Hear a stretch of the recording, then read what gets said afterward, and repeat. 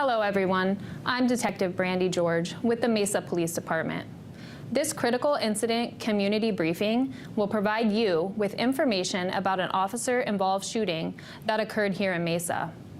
You are about to see relevant video footage and learn about evidence and police procedures related to this case so you can better understand what happened based on what we know right now.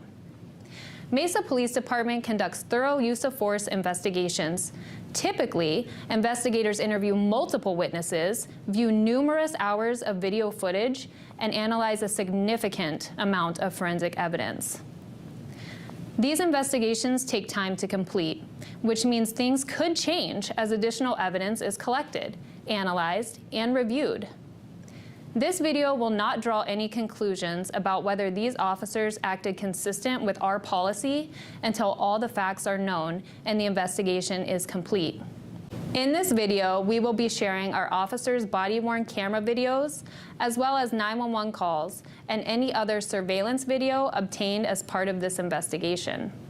We do want to warn you, anytime a police officer uses force, the images and information can be graphic, disturbing, and difficult to watch, and the video may contain strong language. Viewer discretion is strongly advised, especially for young children and sensitive viewers. Hello, I'm Detective Richard Encinas with the Mesa Police Department's Media Relations Unit. On February 17th at around 2:43 a.m., a Mesa police officer was monitoring an overt camera system at Alma School and Main Street in Mesa.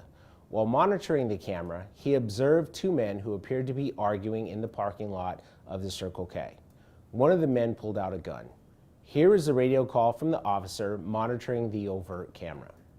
I got a subject at the bus stop 1145 West Main with the possible 422. Copy. Looks like he was arguing with another male and went into the store. And he's outside waiting at the bus stop. Is he holding the 422? Is it holstered or? No, looks like he's got it in his right hand. Looks like he's waiting for that subject to come out of the Circle K. The officer monitoring this incident kept the camera on the man with the gun. That man, later identified as Ringo Van Winkle, was standing by the bus stop talking to two people and waving a gun around. After a few moments, Van Winkle can be seen running into the intersection of Alma School and Main, where he stands in the middle of the street and fires several rounds from his gun in a northwest direction.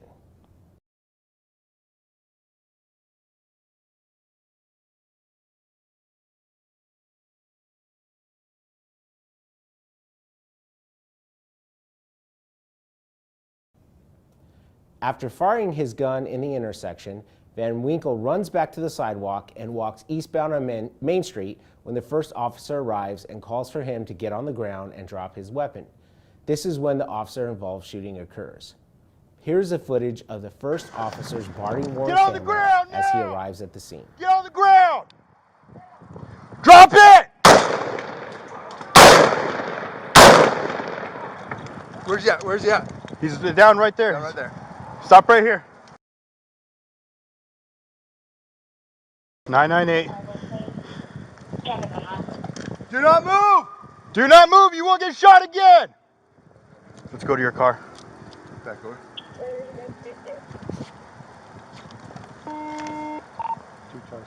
Stay down!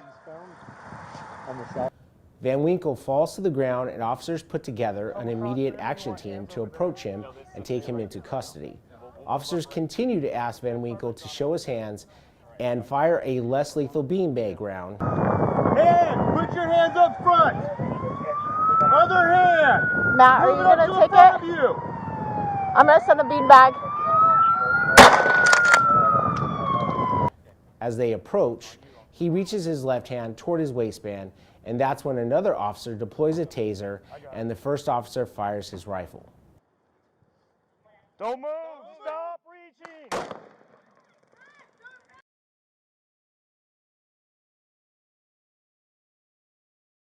Once secured, officers begin life-saving measures. Medical personnel arrived and took Van Winkle to the hospital where he was pronounced deceased. During the investigation, a handgun was recovered near Van Winkle. At this point in the investigation, we know that one officer fired a total of 4 rounds with his rifle. He has been with the department for 7 years, and this is his second officer-involved shooting. The officer that fired a less lethal beanbag round has been with the department for 5 years. The officer that deployed his taser has been with the department for 5 years. All of the information and evidence in this case will be presented to the Maricopa County Attorney's Office for review. Thank you for taking the time to watch this critical incident community briefing.